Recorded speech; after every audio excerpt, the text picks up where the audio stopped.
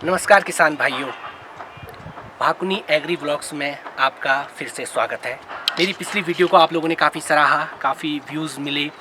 पिछली वीडियो में हमने बताया था कि किस तरीके से हम प्रकाश प्रपंच के माध्यम से कीड़ों का प्रबंधन कर सकते हैं, क्योंकि रसायनों के माध्यम से जो है हमारी फसलों को, मिट्टी को, हमारे वातावरण को काफ़ी नुकसान होता है।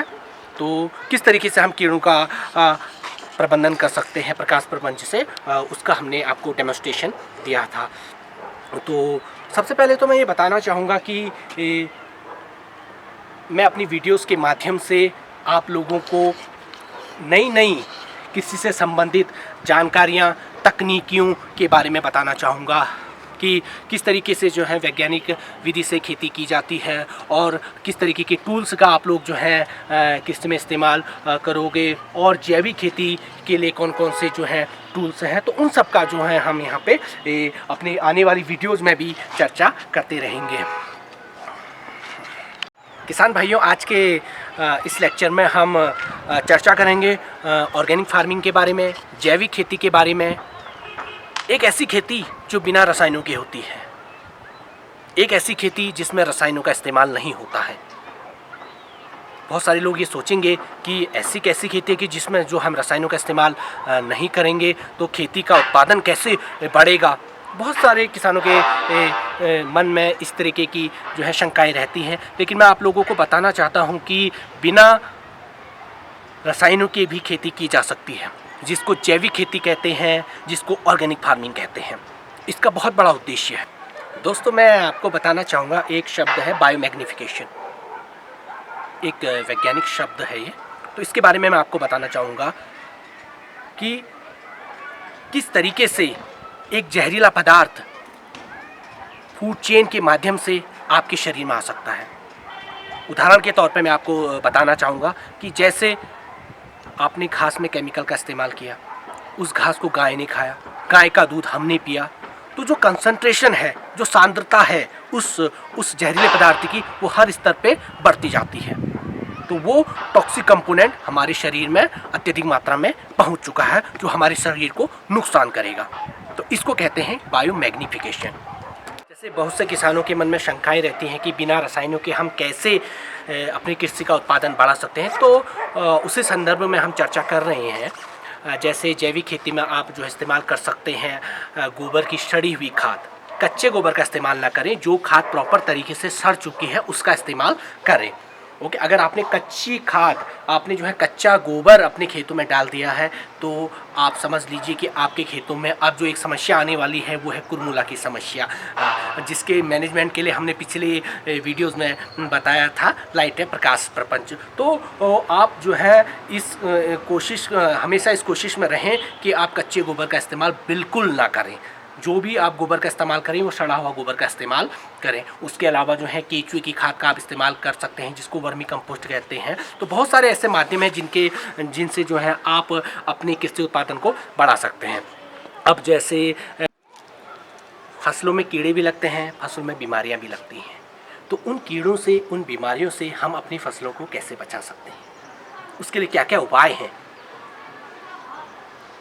फिर आपसे मैं अनुरोध करना चाहूँगा कि केमिकल का इस्तेमाल आप ना के बराबर करें, या फिर केमिकल का उपयोग एकदम आखिर में करें।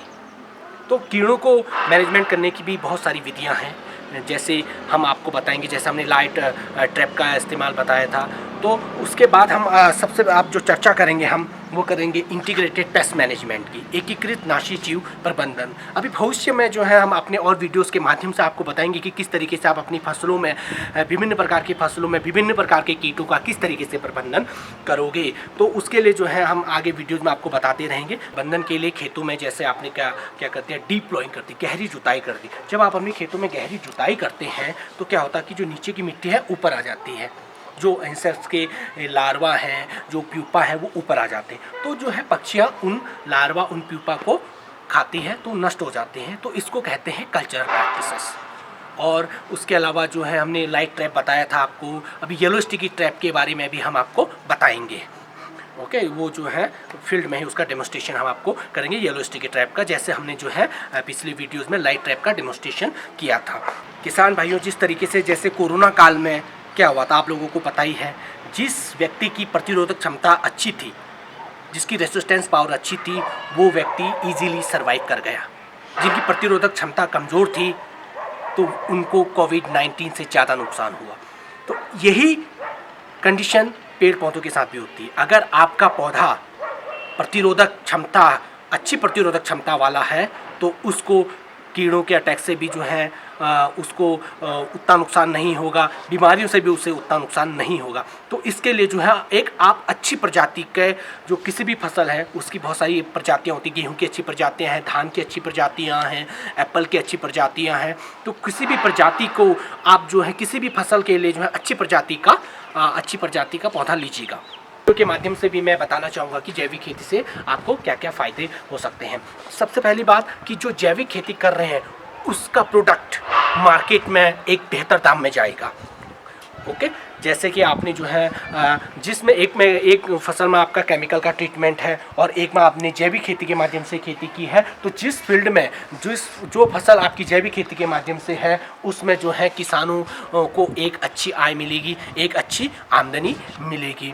जैसे आप जैविक खेती के माध्यम से अपने प्रोडक्ट का एक अच्छा दाम प्राप्त कर सकते हैं। इसके लिए आपको ज़रूरी है कि ऑर्गेनिक सर्टिफिकेशन, जैविक खेती का आपके पास सर्टिफिकेट होना चाहिए। उस सर्टिफिकेट के माध्यम से आप अपनी फसलों का एक अच्छा दाम मार्केट में ले सकते हैं। तो ऑर्गेनिक सर्टिफिकेशन बहुत ज़रूरी है और बहुत सारे ऑनलाइन माध्यम के आधार पे भी जो है आप अपने प्रोडक्ट को बेच सकते हैं। नमस्कार किसान भाइयों।